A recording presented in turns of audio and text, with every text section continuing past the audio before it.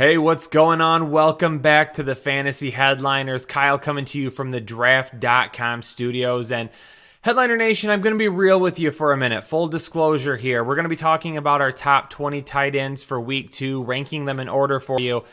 But it's going to be really difficult for me to get through this show because we are not going to see my boy Hunter Henry on the list this week. I even brought some Kleenex out just in case I start to shed a little bit of a tear, need to wipe it away and keep going. My boy Hunter Henry was devastated to hear that he's injured yet again. Sounds like he could end up missing the rest of the season. Keep in mind, though, the Chargers have said that they hope to get him back at some point this year. So if you own him, just toss him on the IR for right now. Go with that, okay? Don't worry about tossing him out to free agency. You don't want to lose him and then potentially lose him to a different team and then not get him back at the end of the year if he makes it back somehow or another. But let's talk about week 2 rankings. There might be a couple of guys on this list that you can take a shot at this week, whether you got to hit the waiver wire, make a trade. If you owned Hunter Henry and you need somebody else there, we might have a couple of options for you. Time to dive into it. Week 2 rankings for tight ends. All right, time to move forward. Here we go. Top 20 rankings. I'm going to put them right here on the screen for you to see them. Travis Kelce, my tight end 1, will continue to be the tight end 1 unless something were to happen. He's banged up. If another guy has just an awesome matchup that you can't get away from, then maybe I don't put Travis Kelce at tight end 1, but he's going to continue to be there for the time being. George Kittle coming in at number 2. Could have had a huge week last week. He had a couple of touchdowns that were called back, but if and buts were candy and nuts, we'd all have a Merry Christmas, right? However the saying goes, didn't happen, doesn't matter. Other than that, pretty pedestrian outing for him without those 2 touchdowns. He'll bounce back just fine. The one thing that we saw this past week with the 49ers is that he's going to be the number 1 target, and then the rest of those wide receivers are going to fall in behind him. So he's going to continue to be the number 1 target, so you invest in him every single week. What about number 3? This might be an interesting one because I've got Mark Andrews probably 3 or 4 spots higher than the expert consensus ranking. And the reason for that is he's going to be at home this week against the Arizona Cardinals, who gave up 27 fantasy points to rookie TJ Hockenson last week. Hockenson had a huge game. There is a very real possibility that Mark Andrews also has a huge game. Now, that offense over in Arizona might sputter a little bit, but hopefully it keeps them in the game long enough that they continue to pass the ball. And by they, I mean the Ravens continue to pass the ball, and Mark Andrews just doesn't have an issue where he's got to get all of his points in the first half, because if they get to the second half, much like last week, you're going to see that volume come down because they're going to focus on running more. But he is in a prime position to make some noise this week. Definitely in your lineup, expecting a big week from him.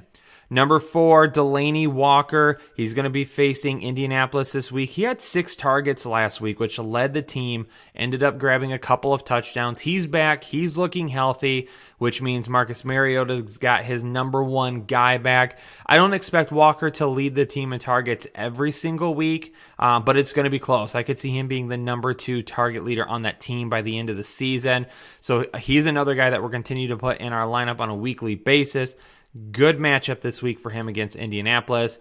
Zach Ertz coming in at number 5. Jimmy Graham at number 6. He's going to be facing the Minnesota Vikings. And even though the Vikings really clamped down on Calvin Ridley and Julio Jones last week and limited them quite a bit, Austin Hooper still had a huge night, going 9 for 77. He was an excellent start for fantasy owners last week. 9 receptions, especially in a PPR league for a tight end. Nothing to turn your nose up to. Now with Jimmy Graham, he had a good showing last week against another good defense as well, against the Chicago Bears. He could absolutely find the end zone again this week. He's going to be a target monster for Aaron Rodgers again in this game, especially if the Vikings continue to shut down those wide receivers on the outside. And then they say, you know what, if Graham's going to beat us, we'll let him. We're going to take care of the big playmakers first. Evan Ingram coming in at number 7. Tough matchup this week against the Buffalo Bills, but he's going to get a ton of volume. Still don't know what's happening with Sterling Shepard yet. Issues last week, possible concussion. We'll see if he gets back this week. If he does, I think it helps Evan Ingram. Definitely need some extra people on the field there to take some eyes off of Ingram. Number 8, O.J. Howard. I'm not walking away from him yet. I know it's a Thursday night game, but Jameis Winston and this Tampa Bay offense is going to get better. They will get better. I promise you that. Continue to hold your Buccaneers. If you don't want to start these guys, you got to at least start Mike Evans. Got to start Mike Evans. Start Chris Godwin. We'll take a look at O.J. Howard on a weekly basis, but he's a guy I really don't want to put on the bench either. I've mentioned it multiple times. Big playmaker, over 16 yards of reception since entering the league. Number 9, Darren Waller. My boy Darren Waller. He's not going to replace Hunter Henry as one of or my favorite tight end. He won't do that, but he's going to come super close this season. Headliner Nation, I've been telling you for months about this guy. He showed out in week 1. We're going to continue to put him in our lineup. Definitely should own him out there.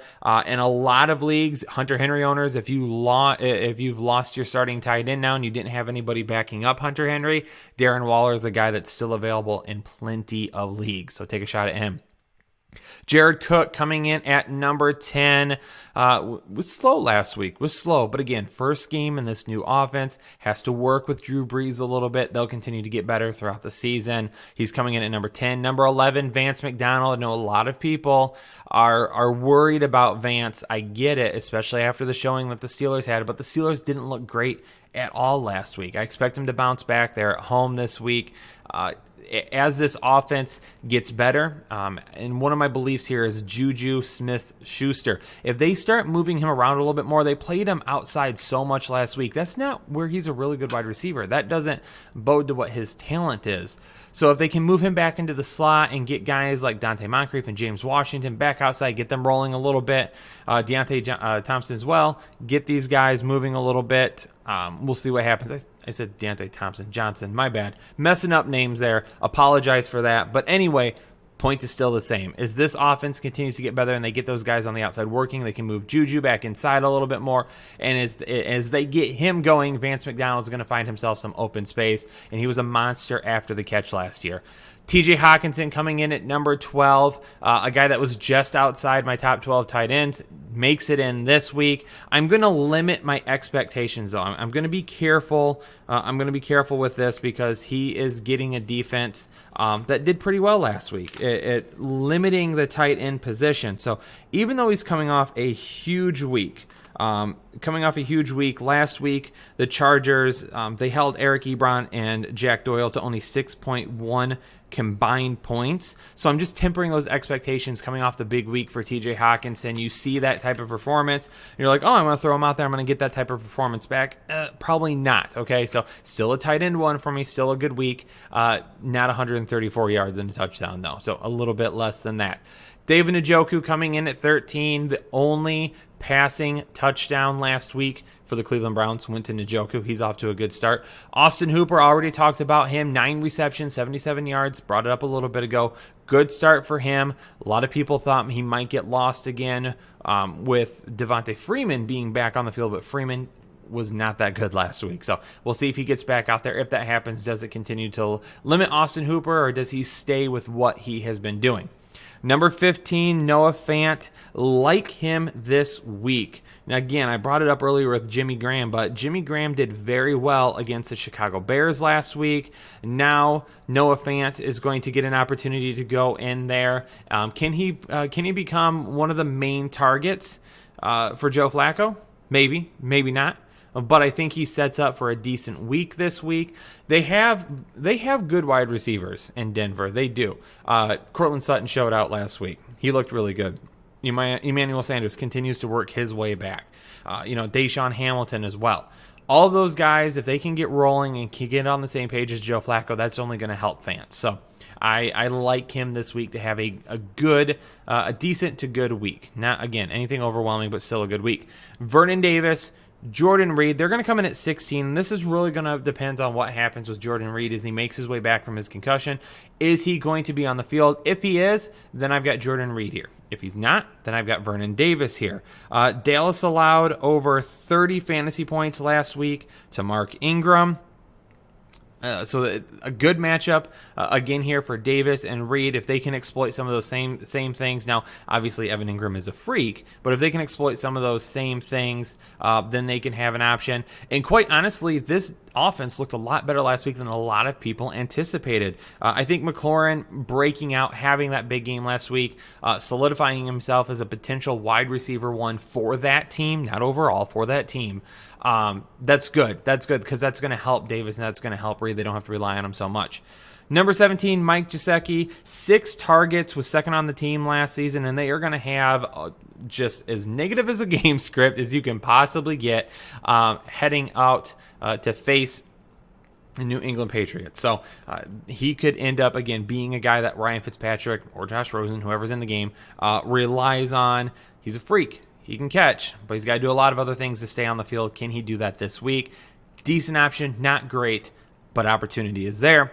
At number 18, we see Olsen and Thomas. Again, we've heard some things about Olsen possibly dealing with some injuries. We'll see what happens. We'll monitor that closely. And then rounding it out at 19 and 20, Eric Ebron and Jack Doyle. Not a great week last week. Opportunity is still there. What's going to happen this week? Doyle was a huge target for Jacoby Brissett a couple of years ago. Can he get back to being that?